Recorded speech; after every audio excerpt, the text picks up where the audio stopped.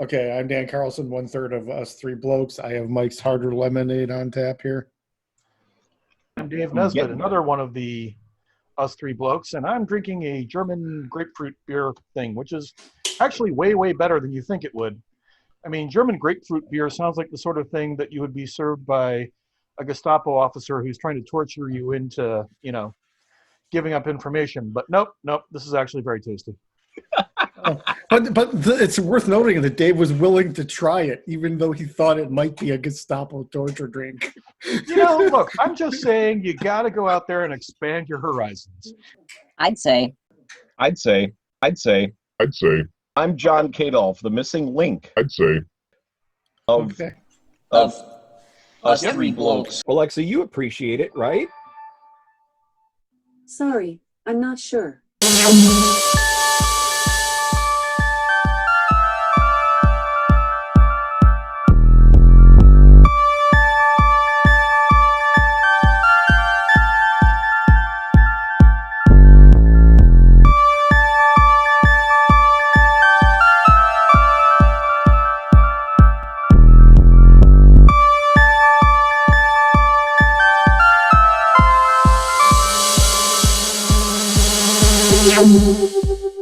Okay, so Pete Townsend literally stuck a Telecaster straight through John's head.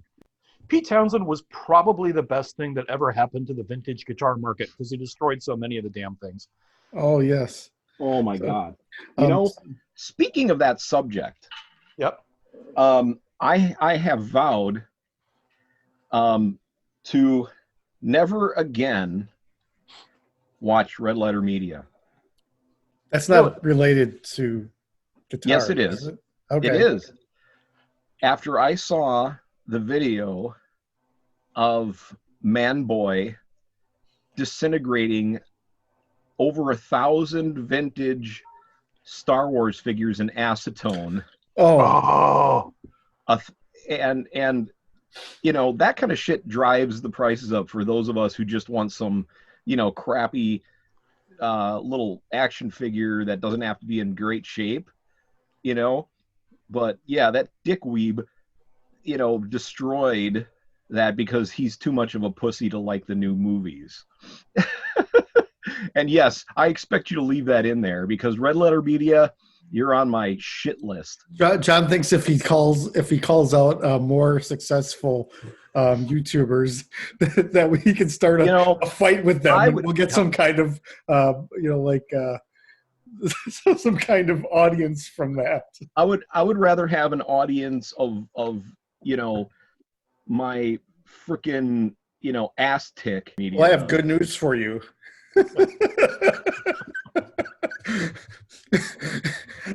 So this week's review is The Kids Are All Right, The Who. yeah, not the Mark I'm not. Ruffalo film. Yeah, the problem with this title is that there's like 3 movies with that title, and there's several albums and several books and news stories. But yeah, we're talking about the 1979 documentary about The Who. It's one of those films. This was my film to pick this week because I was in the mood after, shall we say, all of us being a little stressed out for the last couple of weeks to sit down and enjoy something that was all about music and rock and roll and art and madness and all the things that kind of go with it. And it's appropriately silly. Yeah. There we go. It captures the energy of that particular band where you never quite knew, how it was all holding together, but somehow it did. I mean, you've got 4 of the most disparate personalities you could ever have in a band.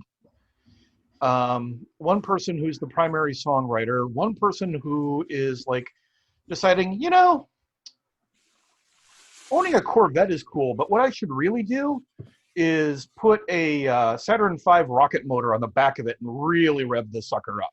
Because Keith Moon was way too much energy for any one band, and also was a bit, just if you're not familiar with Keith Moon, just type in Keith Moon stories in YouTube, sit back, relax, and enjoy the show. So one thing I said to you as a joke was the drummer seemed like it seemed like somebody kidnapped the real drummer, and that that animal from the Muppets took over.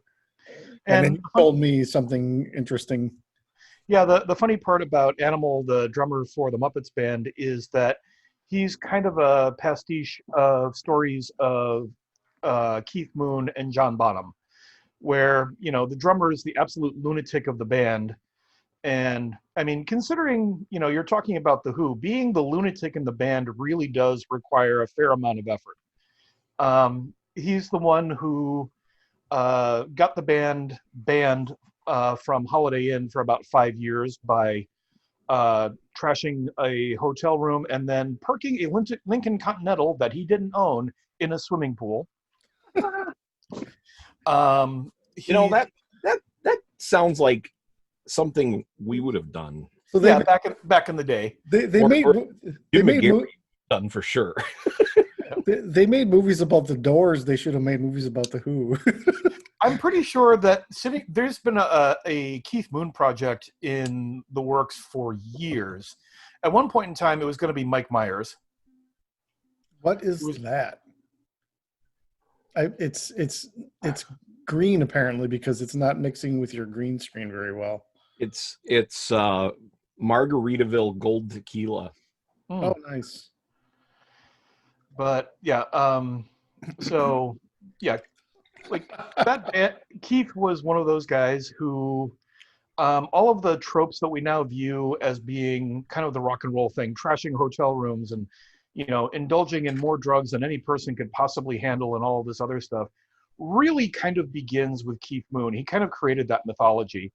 I sent a video to you, actually to the group, of Roger Daltrey telling a few Keith Moon stories, and how for the longest time Oliver Reed was seen as being like the most hardened drinker in the UK, drinking various other actors under the floor and all of that.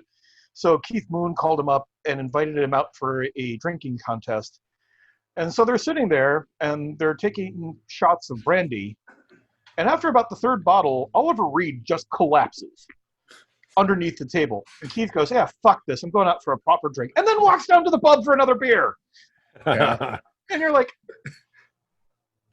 the classic Keith Moon story, the moment of that I think was the point where the band was kind of going, I think you have some issues, was they were doing the Quadrophenia tour. They were playing a show in San Francisco, and somebody was hanging around backstage with a bag full of pills that were basically, I think, some variety of like animal tranquilizer.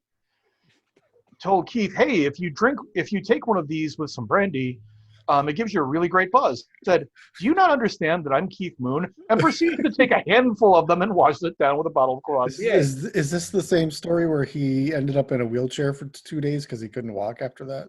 Yeah, he literally was playing the show, and they got about halfway through the show, and he just collapses behind the kit.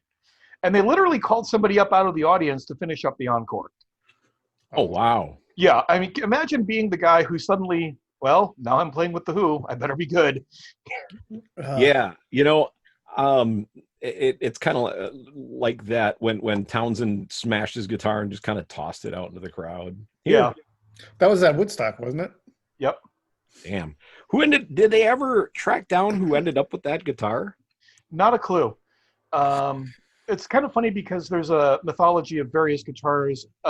Pete Townsend's roadie got really, really good at reassembling smashed up Stratocasters. Really? Yeah, he would go over there, smash the shit out of the guitar. His roadie would grab as many pieces as he could, kind of like laminate them together, hand Pete another guitar for the next night. And by the time that one got destroyed, Pete was the one that was relaminated back together, was ready to play. So they, and like literally they were cycling guitars in and out. So that way, I mean, like the band was going broke prior to Tommy because of the sheer amount of destruction. Well, And- at least is Pete left-handed?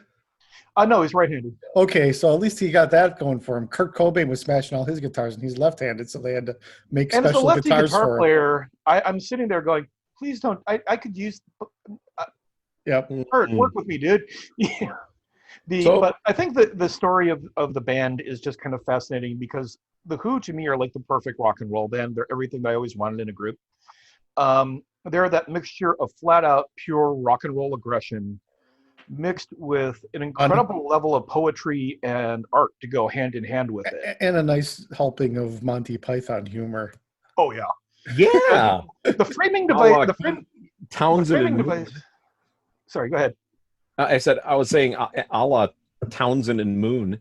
Those guys were like freaking cut ups. I know if you getting them like watching the framing device for this film that I like is that interview on the Russell Hardy show, where they're kind of telling the story of the band, but at the same time, you can see Russell trying his best to have some degree of control over the interview, and he's like, "Man, the second they stopped playing their instruments, you didn't have any control over anything." He got visibly a little bit almost angry when they were going to try to rip his sleeve off of his shirt. Because if you've not seen the film, during this interview, like at one point in time, Keith Moon strips fucking naked. They don't show him completely naked, but he went all the way down. Really? Yeah, Oh, I mean, geez.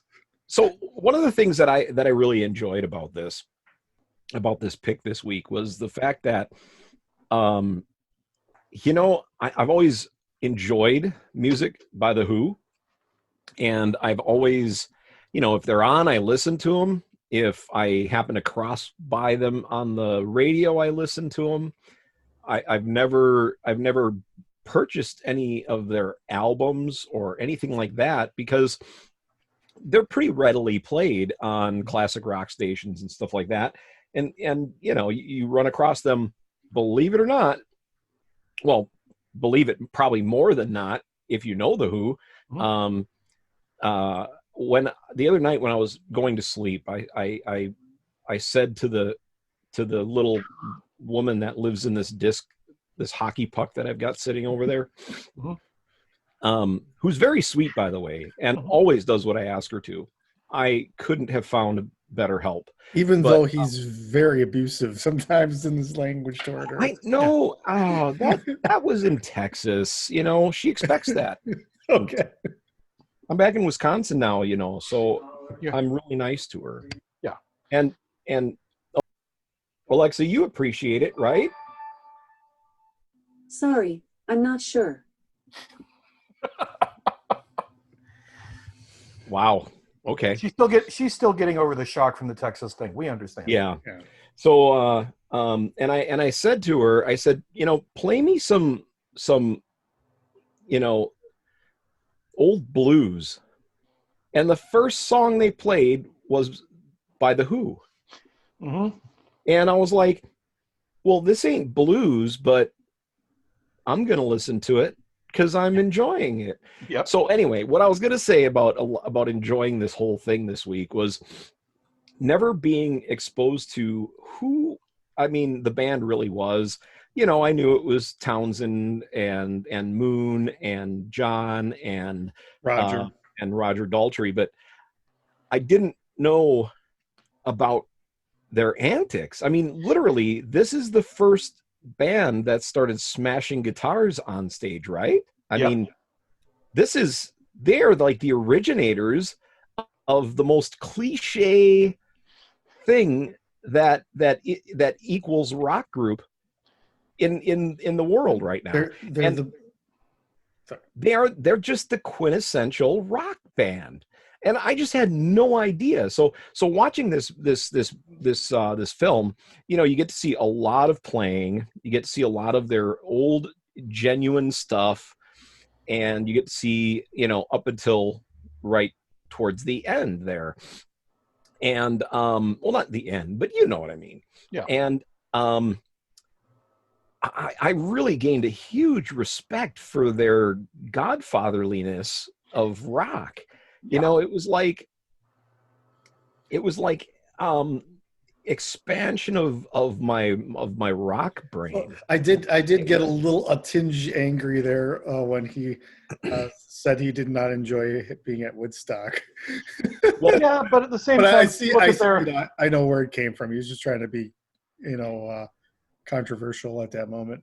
I don't know. I think if you read a lot of the artists who played Woodstock will tell you that it was arguably the worst show they ever did. Like the Grateful Dead have absolutely refused to release tapes of the Woodstock show because they were having issues with, at one point in time, Jerry Garcia came up to sing his part, and got a shock from the PA system when he put his mouth to the microphone. The Who went on 4 hours late. Oh wow. Because of issues with rain and making sure that everybody was going to be safe on stage and everything else. And, you know, it was just like Woodstock, as much as everybody views it as a cultural event, was really kind of an example of how to turn a disaster into something that was actually much better than it really was. Well, Um, have you seen the movie Woodstock? Oh, yeah. Okay. I, Yeah. So, that was like, that might have been the second album that I purchased with my own money as a kid. oh, okay. All right. Yeah, because the movie is phenomenal. I mean, like, Yeah. it's less about the concert and more about how the people in the audience can survive the onslaught of difficulties. Yeah. Right. It's like So one Dave, I've got a disaster after question. another. But watching, like, sitting there and just watching them and seeing this mixture of like working class rock and roll energy with Pete Townsend as the art school guy and Roger Daltrey as this. I mean, if you ever want the quintessential rock and roll frontman, to me, it's always going to be Roger Daltrey. He, It's weird because he barely speaks in this movie. yeah, he gets Yeah. like about 3 or 4, you know, parts of an interview and all of that. But I mean, Pete Townsend was the kind of like the creative driving force. And Keith Moon was always going to be that. We always tell stories about fill in the blank. And John Entwistle is arguably the best bass player that's ever existed, but he was so quiet and such that basically he was in terms of like the public perception of the band, as important as he was musically, as far as the public perception of the band went, he was kind of a non-entity, which is a little unfortunate, but I think he liked it that way. Yeah, it seemed like that. And what possible cooler last name could you have than Entwistle? Yeah. You know, Dave, I got a question for you. So, Yeah. Is it just me, or did it seem as though they were portraying themselves as a parody of themselves I think almost all the time? it's something that I've got Pete Townsend's autobiography up on my shelf, which makes for really interesting reading. But he really does talk a lot about how after a while, especially after Tommy, he was really afraid that the band was going to turn into a parody of what it had been. And so you listen and you can see after Tommy, he started branching the band out musically, using with the different instruments and adding different textures and all of that. And if you listen to something, you know, listen to Tommy, which I think is a really, really good album. But then 2 records later, they put out Quadrophenia, which is like a towering musical achievement. And it's radically different in terms of, you know, its actual approach to music. It reminded me of the way Roger Waters was in the Pink Floyd at Pompeii era, where everything was sarcastic and humorous. Yep. And later on, you know, he started being more open and serious with people when they asked him questions. But everything Pink Floyd was saying when they were being interviewed in that early period was sarcastic and humorous and trying to kind of take the piss out of themselves. And I think there's something about that when people are sitting around and you're doing music and people are trying to get you to intellectualize it. And I mean, music when you're doing it right is a really primal experience. It's a moment where it all comes from more of an emotional space than an intellectual space. So trying to quantify that in words can get really difficult. And after about your 50th interview where somebody asks you about the greater meaning of your work, you're like, okay, let's see. What kind of weird ass answer can I give them that'll make it go away? I was thinking about ducks when I wrote that. I don't know. Yeah. Yeah. Like when I think it was Moon that when he was the interviewer or the filmmaker, I should say, was starting to get a little frustrated. And he's like, you know, okay, so we've shot hours of film here. And it's him with the interview with Ringo Starr, yeah. Yeah, and he goes, so can you give us kind of the truth now? It's like, we wasted all this film on you just bullshitting. So can you please just tell us the truth now, basically, is what he was saying. And he goes, oh, what, the truth as you want to hear it? No. No, you can't afford me. Yeah. I was just like, that's brilliant. And he's that amazing kind of comic tragic figure, you know. incredibly funny, incredibly witty. There's some great stuff of him in interviews where he's just falling down funny. But at the same time, some really, really deep addiction issues and some other stuff to go hand in hand with it. like Cobain. Yeah. Because if you watch the Nirvana interviews, Yeah. they're fucking hilarious. Another great story is the legendary Marshall stack is actually something of a Pete Townsend invention. Which basically Jim Marshall was making these combo amps. He'd made one for Eric Clapton. This was before Cream, and I think he was still with the Blues Breakers. And he'd made this combo amp, and Pete liked it, but he was like, it is not nearly loud enough. So he sat down and designed this amplifier with Jim Marshall, where it was an amplifier head. I would just like to interrupt this for one moment to mention that Pete Townsend now suffers from interminable tinnitus. Yeah. Go ahead. His hearing loss is staggering. So he came up with this 100-watt amplifier head that then plugged into a cabinet that had 8 12-inch speakers in it. And Pete heard that and went, perfect. So he brought it out, and then the road crew tried moving it and said, no. So he literally took the amp back over to Marshall's music shop, because back then, this was before Marshall Amplification was the company that it is now. It was just Jim Marshall in his music shop. And said, well, we've got to do something with this amp. I like the sound, but we've got to do something. So Jim literally cut the damn thing in half. Cut the speaker cabinet in half. So now you have the legendary Marshall stack, which is 2 4x12 speaker cabinets and a 100 to 200 watt amplifier on top of it. And if you've ever, that's still, I think, on the list of after watching this film, I went out and I stole my dad's guitar, and then I got an electric guitar after that. And the first chance I got, I walked into a music shop, plugged into a Marshall stack, set it to 10, hit one chord, and it felt like I was being punched in the face in the best possible way. I mean, physically feeling air moving and hitting you. And I'm like, this is the best. This is the best. I can totally see where Pete is coming from when he talks about power and volume, because you just walk over there, plug your guitar into a Marshall stack, hit an E chord, and it feels like, and now I take over the world. And then Roger, who I think holds the stage as well as anybody ever has. And watching him, the thing that I remember most was it was the first time I saw somebody swinging a microphone. Yeah. And then you've got first, all of it. I just wonder if there's somebody working at Fender's saying, why do they pick on our guitars? Actually, Pete Townsend now actually has a Fender custom shop model. You can go out and buy a Pete Townsend guitar, because he said, out of the 3 guitar models that he used regularly in the 60s, he said Rickenbackers are semi-hollow body, so you hit them and they just explode. And he said, I love Gibson guitars, but the headstocks on them break routinely the first time you look at them.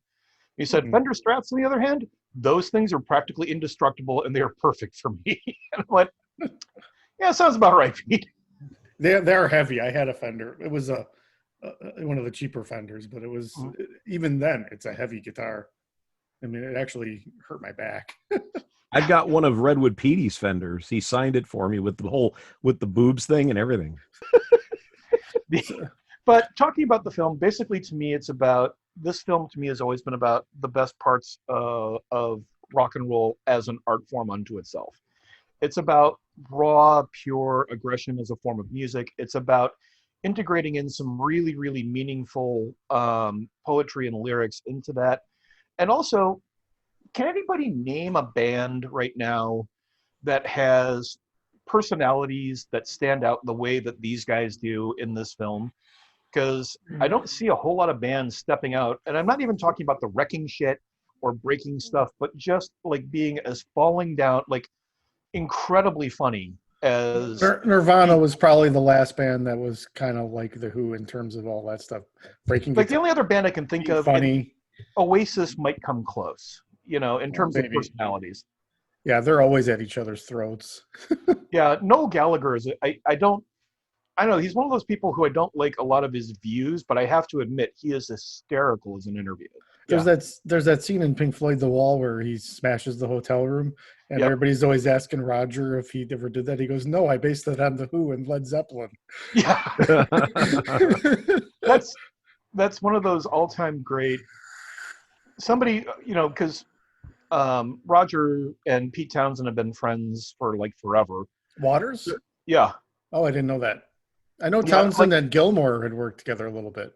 yeah. That if you ever get a chance, I'll send you some of the stuff from the Deep End sessions because hearing them playing Who stuff or Pink Floyd stuff or David Gilmour material, fucking brilliant band. Mhm. But Roger, We'll put all those links up in the description. yeah, Because there's a lot of really good. Dave is a wealth of resources when it comes to band lore, and so you know we'll pick we'll pick a movie like this. Dave will pick a movie like this, but there is so much companion material that we get as well yeah. that it's pretty staggering. I went to go see them, and it's got to be weird because I went to go see them, God, like about 12 years ago, and it was after John had died. Pino Palladino was on bass, who's a great player, and the drummer for the band is Zach Starkey, Ringo Starr's son, and it's got to be weird to sit there, turn around, and not just not see Keith Moon playing drums, but to look around and realize that the son of one of your friends is playing drums in your band now. I think that's the reason that the Who did as well as they did is that there was no question that Pete Townsend was the primary songwriter of that band because he was always showing up with better material than anybody else. So at that point, there was no point arguing over who was doing what in the band in terms of a creative sense. We didn't get Behind Blue Eyes in this, even though it was in one of the alternate cuts, I guess, or like deleted scenes. But we do get a cover of Barbara Ann that's really cool.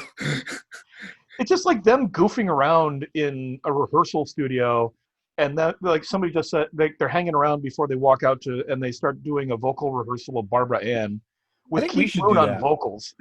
I think we should do that. I think we should do a cover of Barbara Ann Right now. We could. No, I have too much respect for our watchers' ears at this point. Yes. I can do the falsetto. We only have 200 subscribers. We don't want to cut that in half in one video. Yeah, I don't know. It's a film where I love the way that the narrative structure is put together. There's no voiceover. There's nobody telling you the story of the band. The story of the band is pretty much done through interviews that they've shot over the years and then live performances that are just fucking amazing. I don't mean this as a criticism, but it feels more like I was watching a YouTube playlist than a movie. Yeah, but to me, I think that's like I've got a copy of The Kids Are All Right here, and then I also have a 4-hour-long documentary on a history of the Who. And they're both really good, but if I want to sit down and get something that really energizes me and makes me feel excited and wanting to make music, I put on The Kids Are All Right because it puts the focus exactly where it should be, on the music. And you kind of fill in the story. You can kind of fill in the blanks in the story as you go along. So, any other thoughts about the movie we watched? I really like the way it was laid out. So Dave, earlier you said that you believe that Roger Daltrey was the absolute best frontman.